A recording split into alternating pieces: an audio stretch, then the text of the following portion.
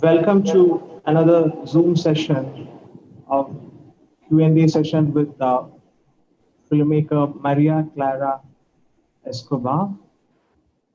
Uh, she's in conversation with Sudha Padmaja Francis. A very warm welcome to both of you. A brief introduction about both of them. Maria Clara Escobar is a filmmaker, poet, and screenwriter. She studied cinema at the Rebel School in Rio de Janeiro.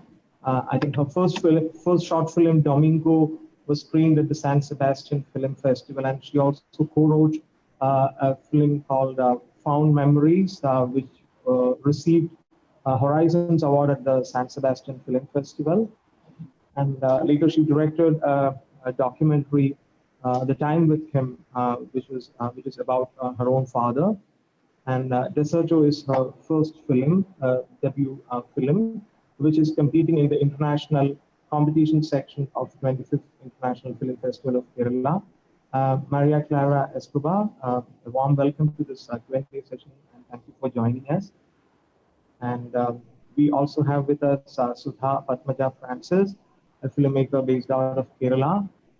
She has done her master's in creative enterprises, specializing in film from the University of Reading in UK. She has also received a Flick Scholarship in the year 2016-17. Her first short film, The Eye Test, was screened at the International Documentary Festival of Kerala and many other festivals.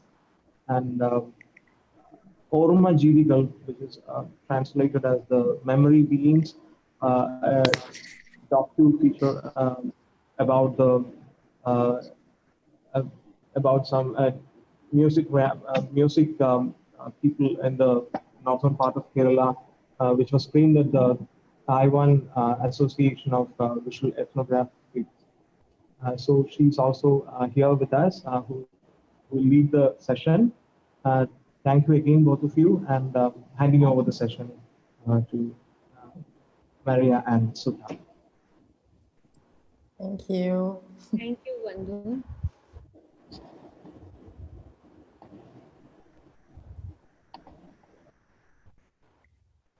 Yeah, so welcome Maria to the 25th International Film Festival of Kerala, and congratulations on your debut feature. So I'd like to start with the title of your film. If you could tell us more about the title and what it means, and yeah. Okay, well, first of all, thank you. Thank you for this conversation. Thank you for the festival, for inviting the film. It's a very typical year. I hope so. It's a typical. It not gets to be typical. And I feel like it's very important and brave that the festivals are insisting on happening and on having this kind of conversations, because it's not only about the film, but we building this, constructing these places to talk about our things. So thank you for this, and thanks for the festival. And about the title, so it's a word in Portuguese that I was not able to translate. So until now I've been I'm getting to convince my producers to keep with the Portuguese title, which is Desterro, and because it's a word that means not having land. Because terra is land, so it's like not having land, but it's also used for something like material, not having a land, but also for a feeling of not having ground, not having land, this ground, land, home, all these words that in English would not do the function of telling the three meanings. So I believe the film his atmosphere, it's Desterro, it's not having ground, not having where to come back, not having perhaps where to put your feet on. Yeah. So I want to start by saying that I actually loved your film, and it's done so many things with its form that I'll just try to speak about what my initial impressions were. Like, I felt the form, the whole film felt like a rhizome, like a horizontal route which you could enter from multiple points, because generally there are things that you expect from a film that's divided into chapters, and this film sort of breaks all of that, of what you expect from a chapterized film, because it brings together different realms of being, I feel, which usually don't exist together in the universe of a single film. For me, like, for example, the first chapter was this chapter on everydayness, the realm of everydayness, and the chapter that came next was this existence of human beings and their negotiation with governmentality and bureaucracy. And the third, and I think my most favorite chapter, is rich and vivacious take on inner lives of women, is what I took away. So for all of these to sort of coexist in a film was enticing for me. So if you could tell me a little more about how you arrived at the film. It's something actually that I'm thinking about, because I'm now like working my next fiction film, and it's also in chapters. So maybe it's something, I don't know, that I do, but it's. I think I like this.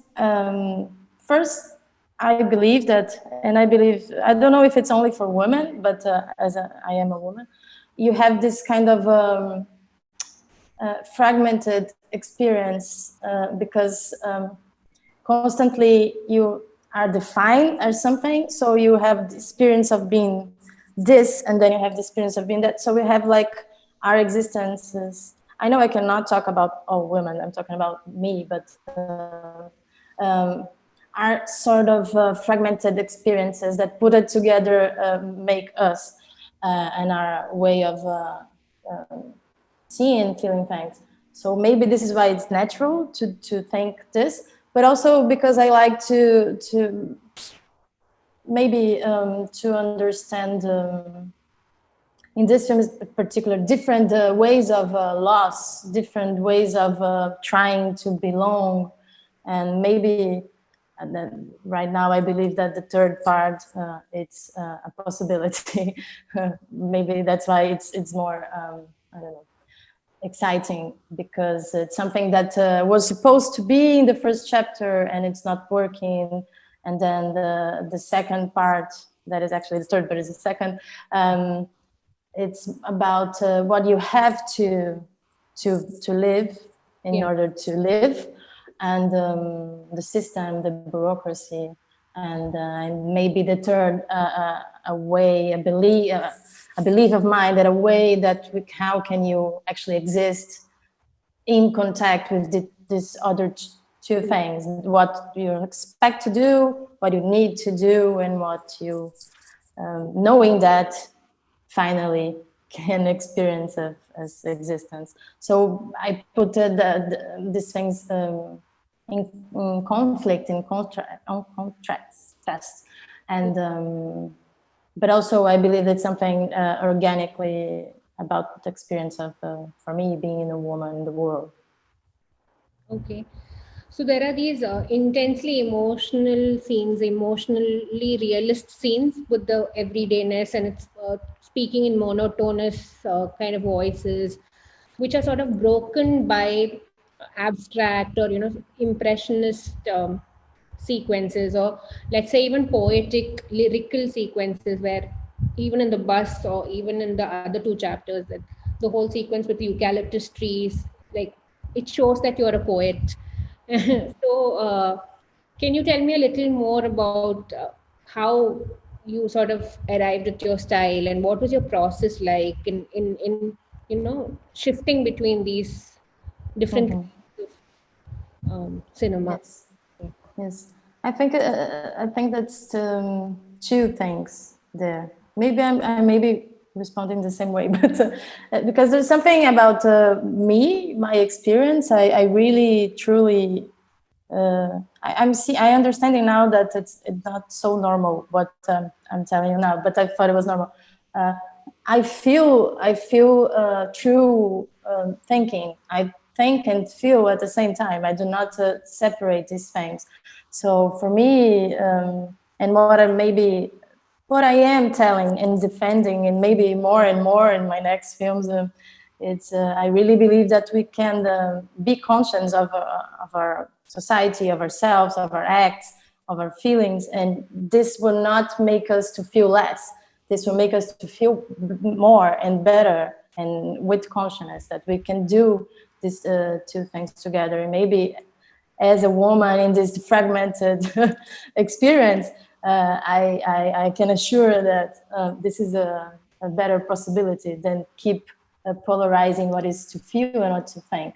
So aesthetically, it's a proposal for of the film to always remember you that you are in a film. So to make some interruptions and never to pretend that we are not making a film, because I believe there's a lot of film that go there. We need to pretend, and you learn that on cinema school. You need to pretend that the camera doesn't exist, that the film is not being made, and this is real, and people there are real, because this is the only way that people will feel what you want to say. And I completely disagree with that. What I'm trying to say is we are doing a pact here. It's a pact. We're seeing a film, we're making a film, and we'll feel everything with the consciousness, knowing that we are seeing a film. This is not a big deal. So there's a aesthetic proposal, and that is aesthetic and message and discourse proposal of remembering you that you are in a film, and maybe in order to make you think that even what you consider real or reality in your own experience, it's also always sort of detached of something. It's not never completely fluid. If you do something automatically, this is also political. It's also a construction of political proposals, right? Yeah, yeah. Also, coming to the way music has been used in your films, because it's been used in many ways. Like, for example, the third chapter, I mean the final chapter, has this woman singing in a melancholic sort of tone in the bus. But in the second chapter, the chapter which comes second in the film, Israel's story, there's this whole cold kind of narrative where he can't deal with his partner's death, because he's so caught up in the intricacies of the bureaucracy, and it sort of breaks off into this hard rock kind of music, and where he's running through the street and all of that. So can you tell me your journey with music in this film? Sure. For this scene and for the dance scene also, I believe that's also something that I try to do in the film, all the films. That is maybe also about what I'm saying. Maybe seeing you laughing, it's not the image of happiness. Maybe we can construct an image of feelings, and not just to put a still camera to someone doing something that should be the feeling. So maybe what I'm trying to do there in these two particular scenes, it's trying to construct the image. It doesn't matter that if he actually ran or not, but this is what he's feeling. And I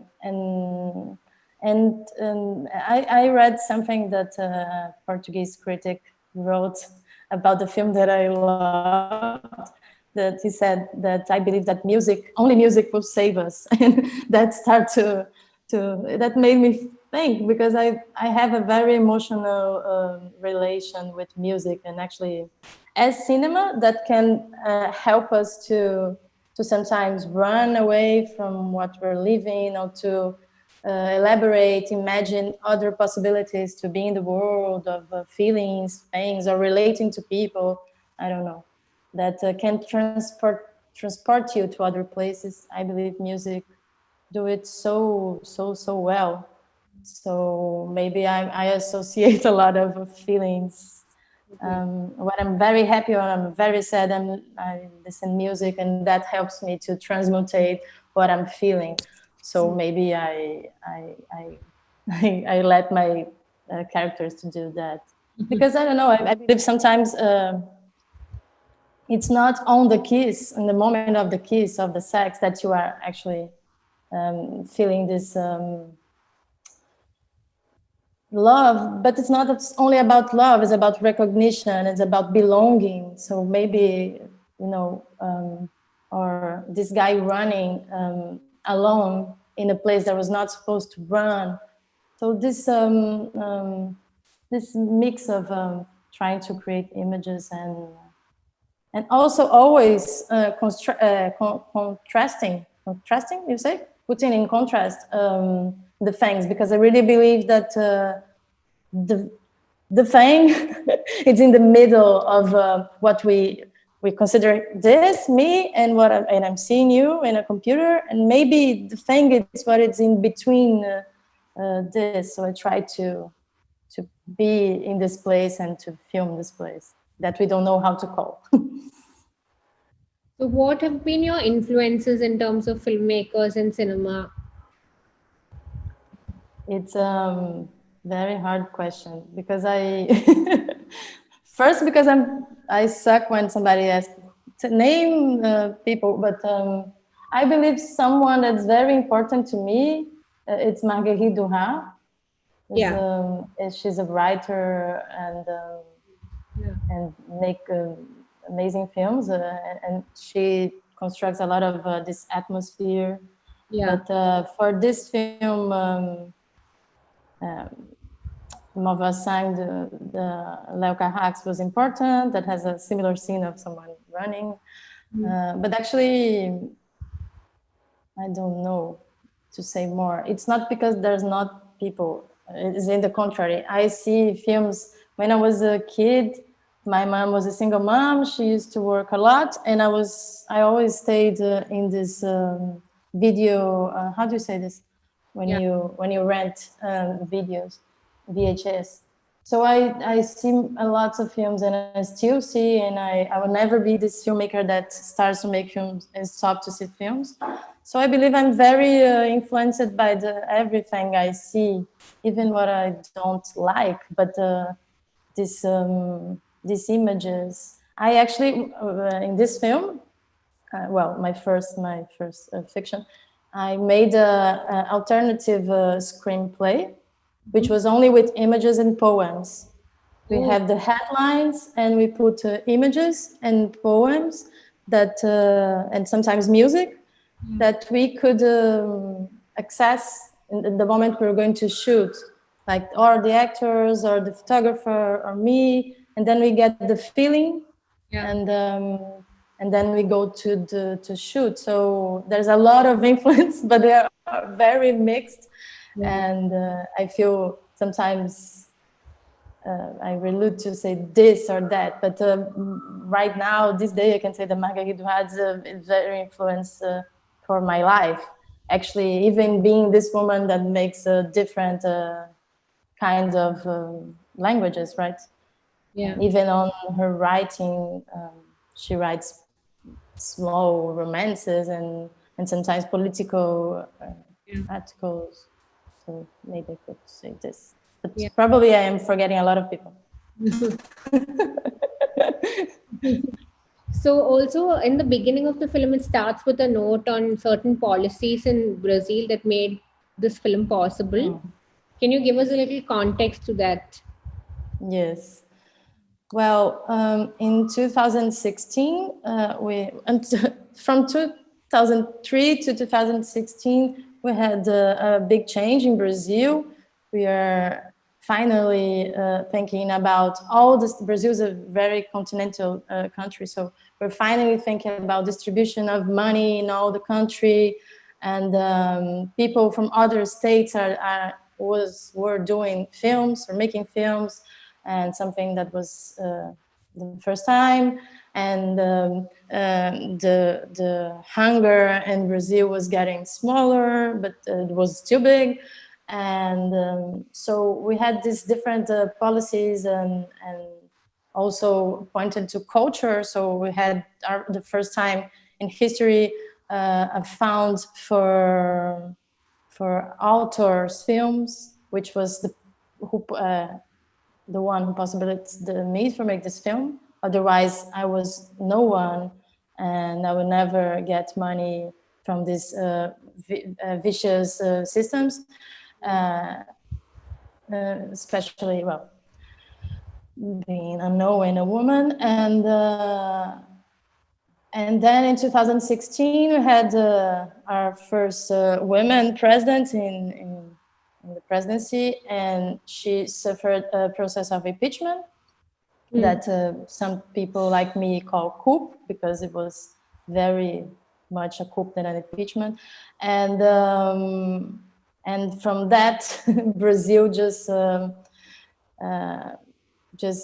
turned into this strange boat with no direction in the middle of a crazy sea. And we have a president right now that is a sexist, that is a homophobic, that is racist, that is, I don't know, he's favor of everything that is not human. He's in favor and saying, without not feeling ashamed of that people from social movements should be died, that there are, I don't know, I cannot even say, but like he says things like, you would, as if it would great to a woman to be raped.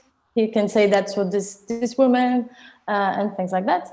I'm trying not to be too long, but what happened is that there's no more culture ministry. There's no more health. Well, right now there is again, but he just destroyed everything that was constructed. He just stopped everything that was happening in culture, and he's not doing anything for the workers, not only, of course, for cinema workers, but the all workers in Brazil. And he's against education. He's against the vacuum right now. He says that COVID, it's nothing. It's just a little bit flu.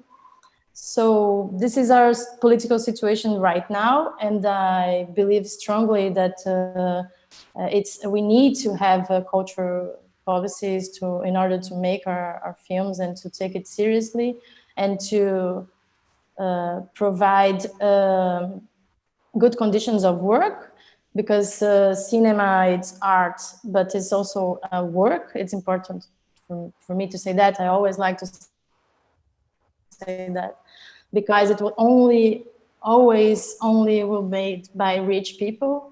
So we need to consider it work, and we need to give conditions to everybody to make it, not only rich families. And we need our government to think about that and all the things.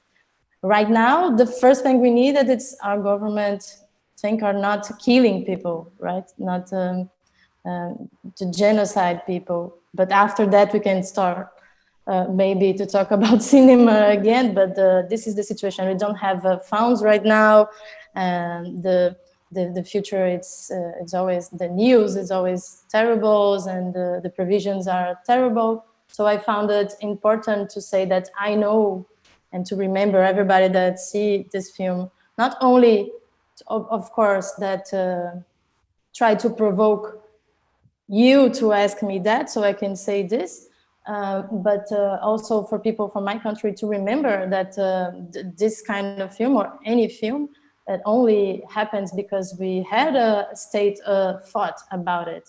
It doesn't mean that you don't have private money to make films, but we have agreements between the countries. So we knew that only Brazil could not fund the films, but we have states agreements between Portugal and Brazil, Argentina and Brazil, which made it possible. So it would never happen if this kind of politics would not in course by that time, and it maybe not ever happen again. And probably, maybe I have a chance because now I made a film and then went to these amazing festivals. But probably me from that time won't be, and I'm still, from all the people in Brazil, I'm still a white woman, so I still have some privileges and some access that other women and younger women won't have. Yeah. So for them, it's really terrible. Yeah. And for everybody that are dying, even worse, right? And their families. And having this president that just doesn't care and say anything and say aggressive and violent things there, and not having to be impeached yet, and remembering that our only woman president was impeached, it's very complex, for not to say other words. I think people all over the world resonate with this sentiment that you've shared now. Yes. So is there anything more that you'd like to tell us about in this journey of making this film, something that we missed out in this discussion? No, I think I said everything. I can remember now to say that what I'm saying, of course, applied to my way of making films. We took a long time to get the funds because we wanted to make it with time, with respect for people that were working. I believe films are very important, but our lives and our world are more important. So and I hope we can keep having this kind of conversations and to think about the way we see things, the way we act, the way we feel, and to share other million of possibilities of doing films. So I hope you can keep making films, and I hope you can come to Kerala in person with your next film. Thank you so much for your time. And I'm sorry always, like when we talk about Brazil right now, and this year is very depressing, and I don't want to finish it in a depressing way. We'll keep doing it anyway, because we cannot let the images from what's happening now for the future to belong to them. We already lived it in Brazil. So we'll keep doing it in some way. Thank you for your time and thoughts.